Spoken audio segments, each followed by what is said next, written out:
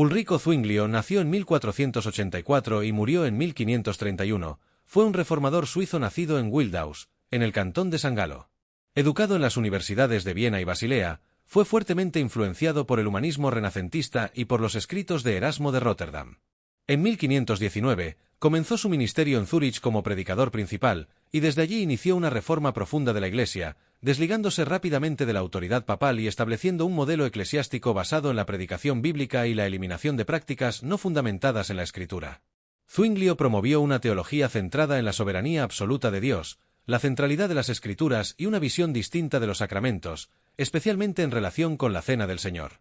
Su pensamiento se desarrolló en paralelo al de Lutero, aunque difería en aspectos claves como la presencia de Cristo en la Eucaristía. Murió en 1531 en la batalla de Kappel, luchando junto a las tropas protestantes, convirtiéndose en un mártir de la causa reformada suiza. Zwinglio no solo predicaba con palabras, sino con convicción ardiente: Dios reina sobre todo, incluso sobre la guerra y la muerte. Para él, no existía accidente ni destino, solo la voluntad divina. En una época de caos político y religioso, se atrevió a proclamar que incluso las decisiones humanas estaban subordinadas al trono celestial. Su visión de un Dios soberano lo llevó a enfrentar al mismísimo imperio con una fe inquebrantable. Aunque Dios es soberano, Zwinglio no excusaba al hombre. Cada uno dará cuenta de sí ante Dios, decía. Rechazó la idea de una fe pasiva. El hombre debía vivir conforme a la palabra, luchar contra la corrupción, abandonar los ídolos. Era una reforma de conciencia, de responsabilidad personal, no solo de estructuras eclesiásticas. Para Zwinglio, la salvación es por gracia, no por méritos ni rituales. La cruz es suficiente. Cristo, y solo Cristo, es el mediador. Eliminó misas, indulgencias y peregrinaciones, levantando en su lugar el estandarte de la fe sola. El alma es liberada por el sacrificio perfecto de Jesús, no por obras humanas, proclamaba sin temor. Zwinglio veía la santificación como el fruto de una vida transformada por Dios, pero también afirmaba que el creyente debe cooperar activamente. El Espíritu obra, pero no sin el alma dispuesta. Aunque Dios inicia la obra, el creyente la cultiva en obediencia. Era una visión donde gracia y responsabilidad caminaban juntas. La justificación era el corazón del mensaje. El hombre es declarado justo no por sus méritos, sino por la fe en Cristo.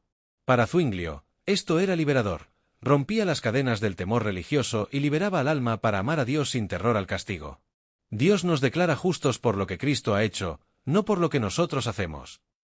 Zwinglio rompió con Roma al afirmar que los sacramentos son signos visibles de una gracia invisible. El bautismo es señal de inclusión en la comunidad del pacto, la cena, un memorial solemne, no una repetición del sacrificio. Christo est present, pero spiritualment, no physicament. Fue un giro radical que lo distanció incluso de Lutero. Zwinglio veía el fin de los tiempos como una promesa, no un terror. El regreso de Cristo no era un juicio oscuro, sino el cumplimiento de la esperanza. La historia no Zwinglio veía el fin de los tiempos como una promesa, no un terror. El regreso de Cristo no era un juicio oscuro, sino el cumplimiento de la esperanza. La historia no. Zwinglio aclaraba: las obras no salvan, pero son el fruto necesario de la fe verdadera. Un creyente sin obras es como un árbol sin fruto. Reformar la Iglesia también significaba reformar la vida. Oración, ayuda al prójimo, justicia social, todo era evidencia del Evangelio transformador. Aunque más moderado que Calvino, Zwinglio creía en la elección soberana. Enseñó que el hombre está corrompido por el pecado, depravación total, que Dios elige por gracia, elección incondicional, y que los salvos perseverarán hasta el fin. Su énfasis: la gloria de Dios es el centro de todo. Ulrico Zwinglio fue un pionero de la Reforma en Suiza que no solo desafió a Roma, sino que propuso una visión teológica profundamente centrada en la soberanía de Dios, la fe en Cristo y la responsabilidad ética del creyente. Sus enseñanzas marcaron el comienzo de una Iglesia más simple, más bíblica y más consciente de su misión en el mundo. Aunque a veces eclipsado por Lutero y Calvino, su legado sigue vivo en las iglesias reformadas que buscan fidelidad a la palabra y transformación social. Si este contenido ha sido de edificación para tu vida, te invito cordialmente a darle me gusta y a suscribirte a este canal.